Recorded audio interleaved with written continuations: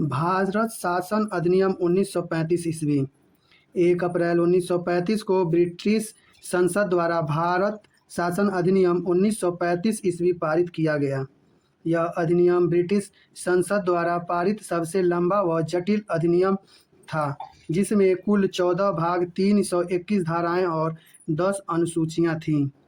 1935 भारत शासन अधिनियम से संबंधित महत्वपूर्ण प्रावधान: भारत परिषद की समाप्ति, अखिल भारतीय संघ की स्थापना, प्रांतों में वैध शासन की समाप्ति एवं स्वायत्त शासन की व्यवस्था।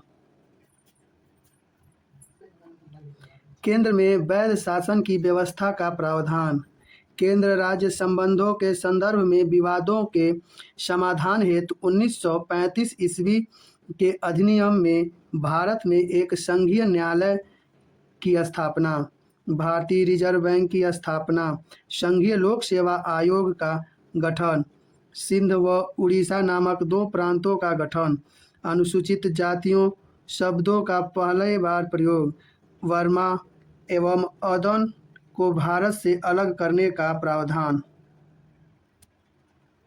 राष्ट्रीय आंदोलन के प्रमुख नेता: गांधी जी। गांधी जी का जन्म 2 अक्टूबर 1869 ईस्वी को गुजरात के पोरबंदर में हुआ था।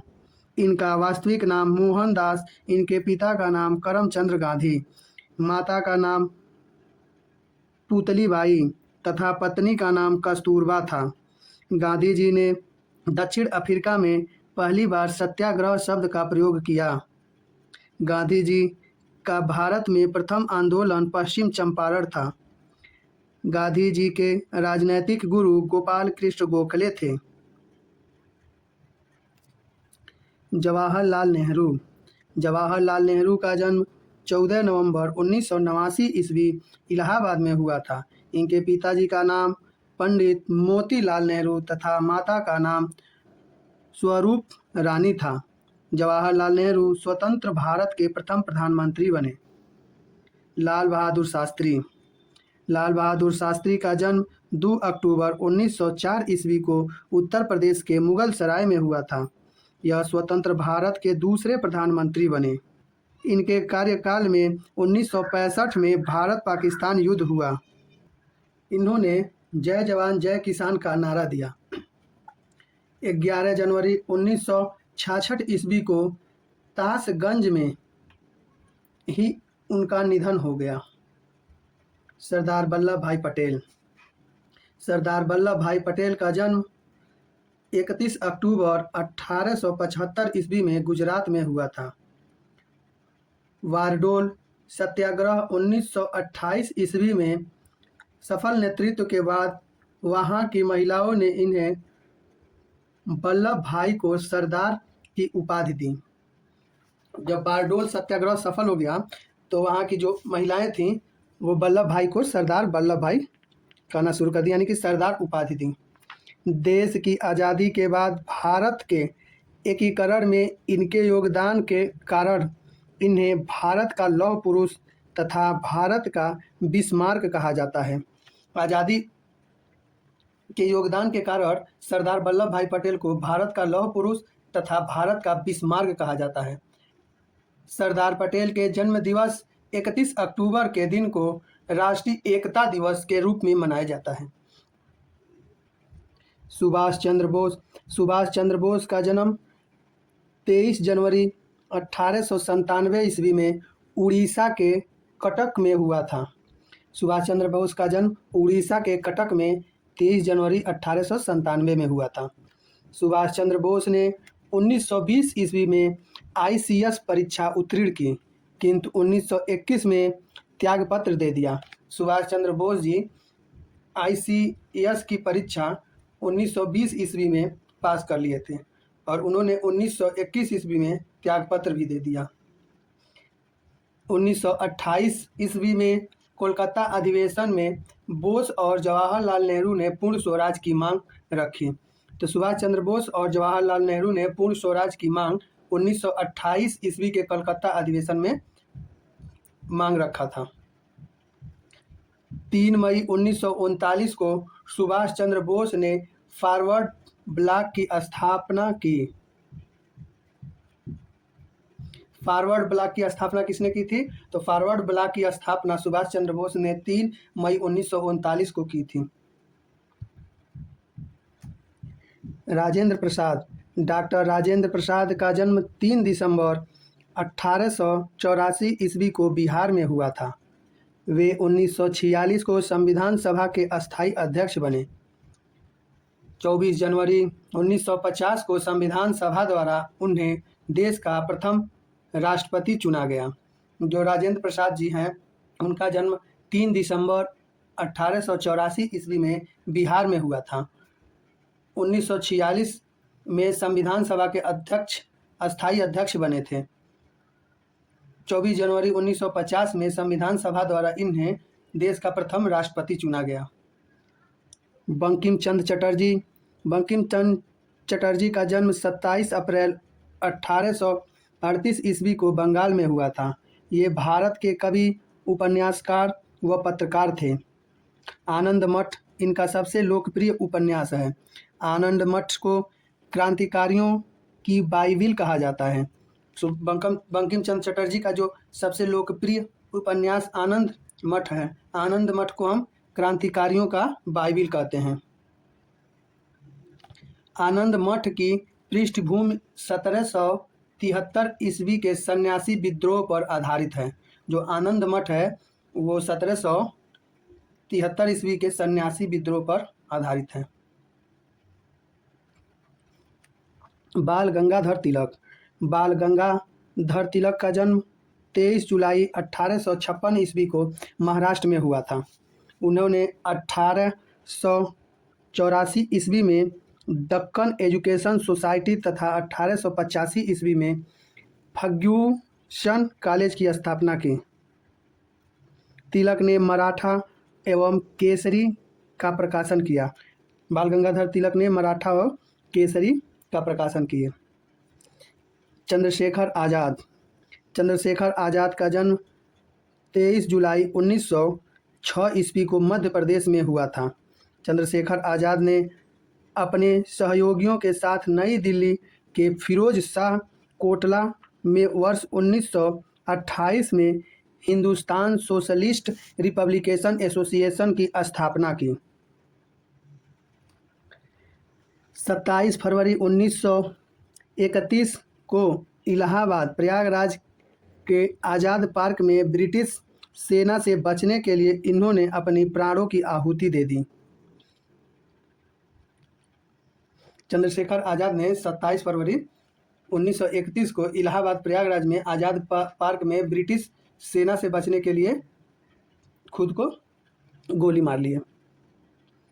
सर सैयद अहमद खान, सर सैयद अहमद खान का जन्म 1817 ईस्वी में हुआ था। सर सैयद द्वारा वर्ष 1865 में मुस्लिमों के बीच वैज्ञानिक मनोभाव को विकसित करने के लिए साइंटिफिक सोसाइटी की स्थापना की। वर्ष 1875 में सैयद अहमद खान ने अलीगढ़ मुस्लिम विश्वविद्यालय की स्थापना की। तो अलीगढ़ मुस्लिम विश्वविद्यालय की स्थापना 1875 ईस्वी में सैयद अहमद खान के द्वारा किया गया। सरोजनी नायडू, सरोजनी नायडू भारतीय कवि व राजनीतिज्ञ थीं। इनका जन्म 13 फरवरी 1879 को हैदराबाद में हुआ। सरोजनी नायडू 1925 ईस्वी में भारतीय राष्ट्रीय कांग्रेस के कानपुर अधिवेशन में पहली भारतीय महिला अध्यक्ष बनी। सरोजनी नायडू स्वतंत्र भारत की पहली महिला राज्यपाल उत्तर प्रदेश की बनी। 2 मार्च 1949 को लखनऊ, भारत में उनका निधन हो गया। सरोजनी नायडू का निधन 2 मार्च 1949 ईस्वी में लखनऊ में हुआ था। सरोजनी नायडू उत्तर प्रदेश की पहली महिला राज्यपाल बनी थी। एनी बेसेंट, एनी बेसेंट का जन्म 1 अक्टूबर 1847 को आयरलैंड में हुआ। 1907 से 1933 तक थियोसोफिकल सोसाइटी के अध्यक्ष के रूप में कार्य करते हुए वह भारतीय स्वतंत्रता आंदोलन से प्रेरित हुईं। और ब्रिटिश शासन के खिलाफ संघर्ष में सक्रिय रूप से भाग लिया। एनी बेसेंट जो थी वो 1907 से 1933 ईस्वी तक थियोसोफिकल सोसाइटी के अध्यक्ष के रूप में काम करती रहीं और स्वतंत्रता आंदोलन से प्रेरित होकर ब्रिटिश शासन के खिलाफ संघर्ष में सक्रिय हो गई। एनी बेसेंट का जन्म 1 अक्टूबर 1847 में आयरलैंड में हुआ था। शिक्षा को बढ़ावा देने के लिए 1898 ईस्वी में वाराणसी में सेंट्रल हिंदू स्कूल की स्थापना की। 1916 में मदन मोहन मालवीय के प्रयासों से वह बनारस हिंदू विश्वविद्यालय की अध्यक्ष बनी।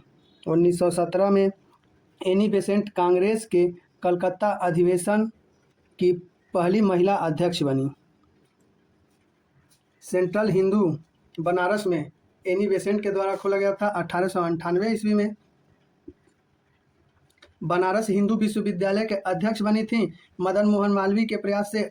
1916 ईस्वी में कलकत्ता अधिवेशन में पहली महिला अध्यक्ष बनी थी एनी बेसेंट।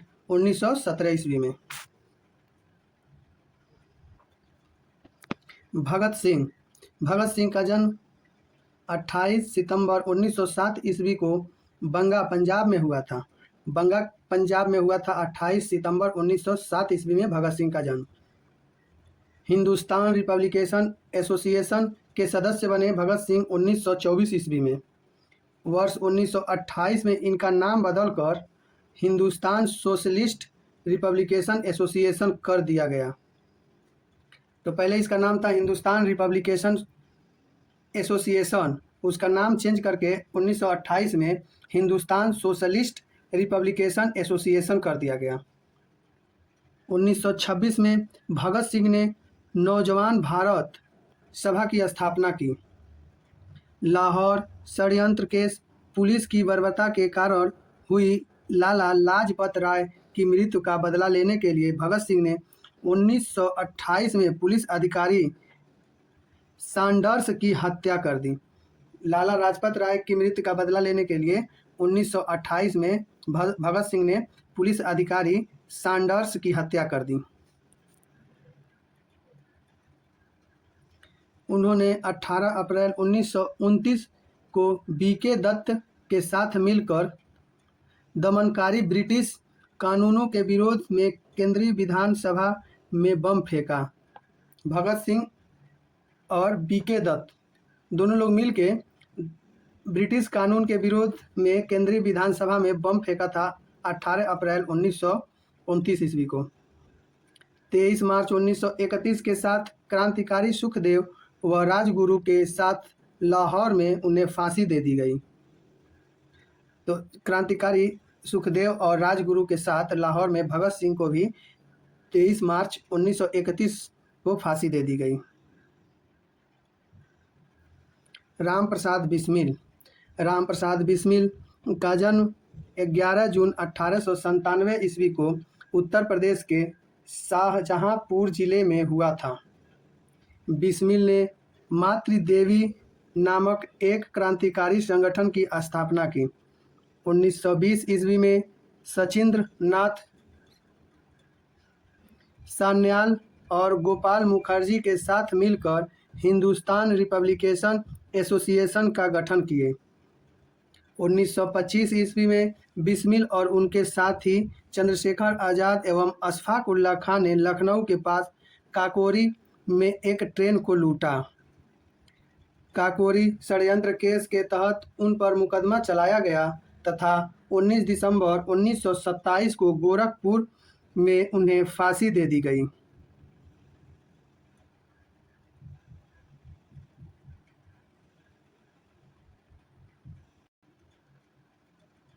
भारत की अवस्थिति एवं विस्तार। उत्तरी गोलार्ध में स्थित भारत का मुख्य भाग 8 डिग्री 4 मिनट उत्तर से 37 डिग्री 6 मिनट उत्तर अक्षांश तथा 68 डिग्री 7 मिनट पूर्व से 97 डिग्री 25 मिनट पूर्व देशांतर तक है। इसका दक्षिणी सीमा बंगाल की खाड़ी से 6 डिग्री 45 मिनट उत्तर अक्षांश से निर्धारित है। उत्तर से दक्षिण, कश्मीर से कन्याकुमारी तक इनकी दूरी 3214 किलोमीटर और पूर्व से पश्चिम अरुणाचल प्रदेश से कच्छ के रण तक इनकी दूरी 2933 किमी है। भारत का क्षेत्रफल 32,87,263 वर्ग किलोमीटर है।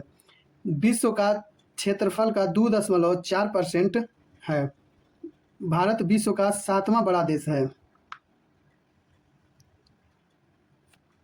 भारत का मानक यामोत्तर 82 डिग्री 30 मिनट पूर्व यामोत्तर जो उत्तर प्रदेश के मिर्ज़ापुर से होकर गुजरात जाती है।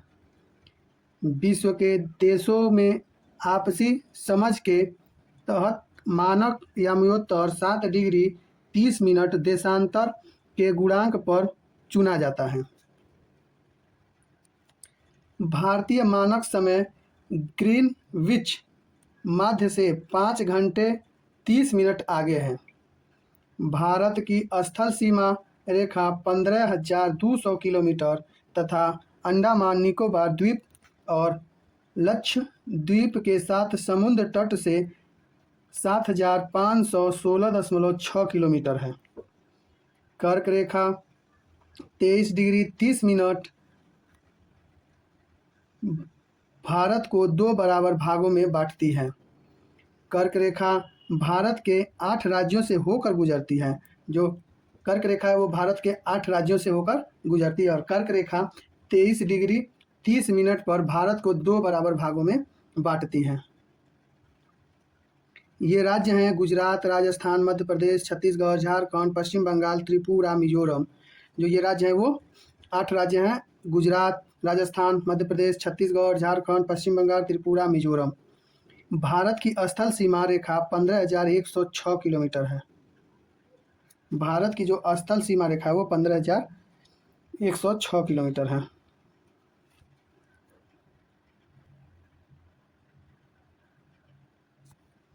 भारत की समुद्र तट रेखा 11,098.81 किलोमीटर लंबी है।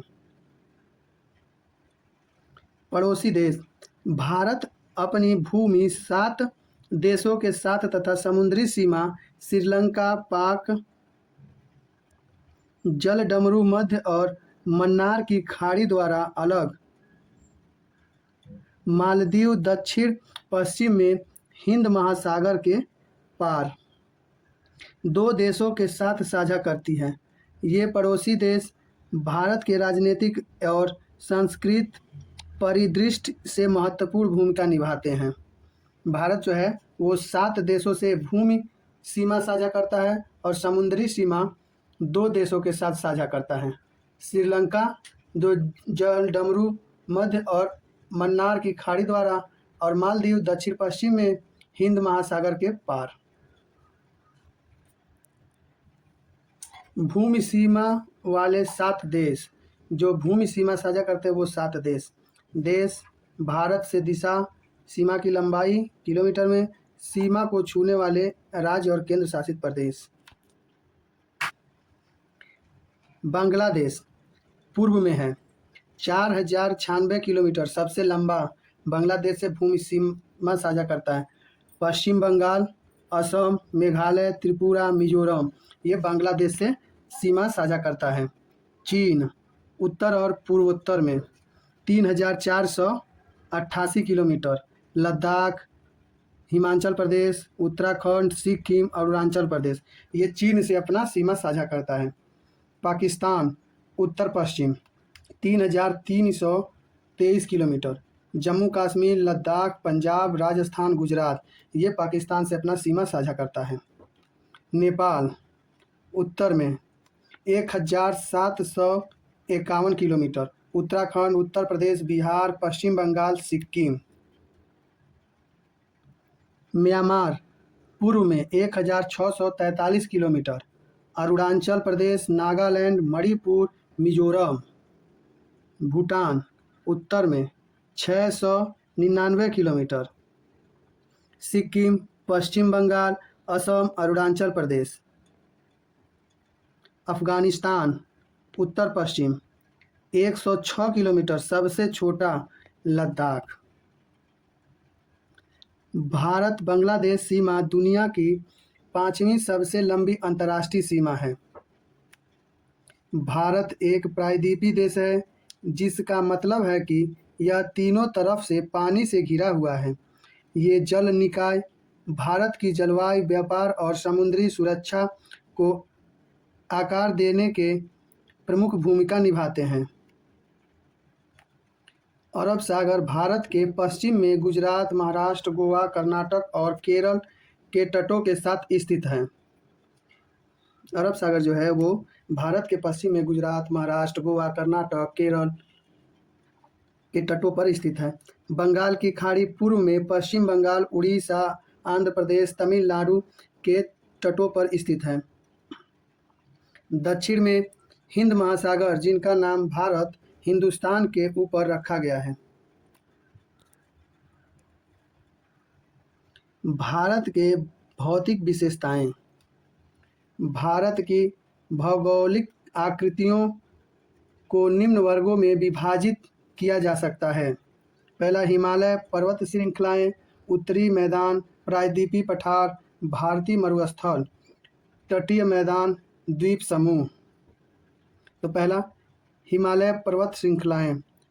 हिमालय विश्व की सबसे ऊंची पर्वत श्रृंखला है। हिमालय भूगर्भिक रूप से युवा एवं बनावट की दृष्टिकोण से नवीन वलित पर्वत श्रृंखला है। 2400 किलोमीटर लंबा हिमालय एवं अर्धवृत्त का निर्माण करता है। 2400 किलोमीटर लंबा हिमालय एक अर्धवृत्त का निर्माण करता है। कश्मीर में हिमालय 400 किलोमीटर चौड़ा तथा अरुणाचल प्रदेश में 150 किलोमीटर चौड़ा है।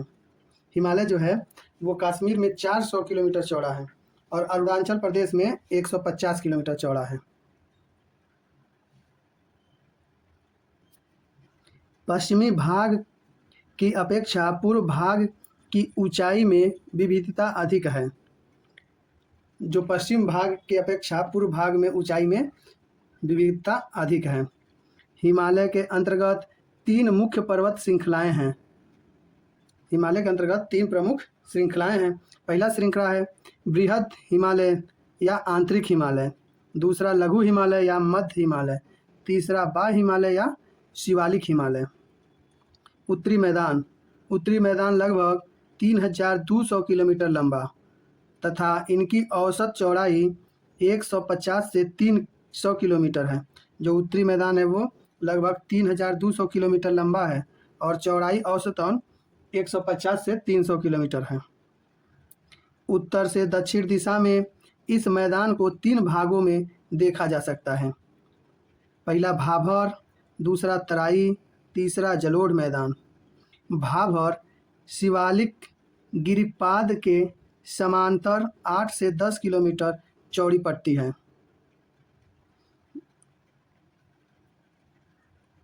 भाभर के दक्षिण में 10 से 20 किलोमीटर चौड़ी तराई क्षेत्र है। इस दलदली क्षेत्र में भाभर क्षेत्र की लुप्त नदियां पुनः प्रकट हो जाती हैं। पुराना जलोढ़ के निर्माण मैदान भांगर कहलाता है, जबकि बाढ़ वाले नए जलोढ़ निक्षेप वाला क्षेत्र खादर कहलाता है।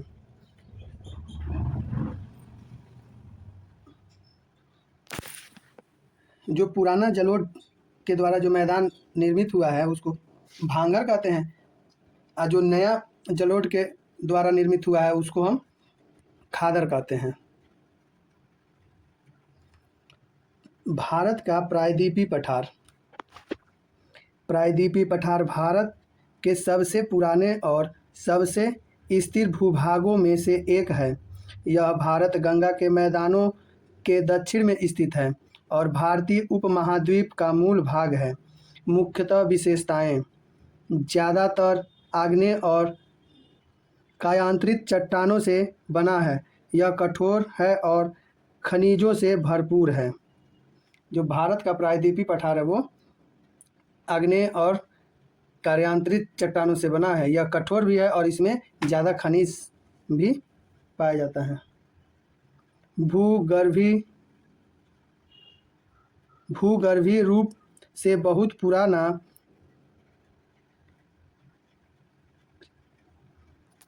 प्रीकैम्बियन युग 2.5 बिलियन वर्ष से अधिक पुराना। आकार में त्रिभुजाकार उत्तर पश्चिम में अरावली पर्वतमाला, उत्तर पूर्व में राजमहल पहाड़ियाँ तथा दक्षिण में हिंद महासागर की तटरेखा से घिरा हुआ है। आकार में ये त्रिभुजाकार है और उत्तर पश्चिम में अरावली पर्वतमाला और उत्तर पूर्व में राजमहल पहाड़ियों तथा दक्षिण में हिंद महासागर के तटरेखा से ये घिरा हुआ है। भारतीय प्रायद्वीपीय पठार को मोटे तौर पर दो प्रमुख भागों में विभाजित किया गया है। पहला, मध्य उच्च भूमि नर्मदा नदी के उत्तर में स्थित है। इसमें शामिल है मालवा पठार, जो मध्य प्रदेश और पूर्व राजस्थान में, बुंदेलखंड और बघेलखंड क्षेत्र, तथा छोटा नागपुर पठार उत्तराखंड और आसपास के क्षेत्रों में कोयला, लोहा और अभ्रक जैसे खनिजों से समृद्ध। नदियाँ चंबल, बेतवा, सोन और केन दक्षिण पश्चिम में उत्तर पूर्व की ओर बहती है। दक्कन का पठार नर्मदा नदी के दक्षिण में स्थित है।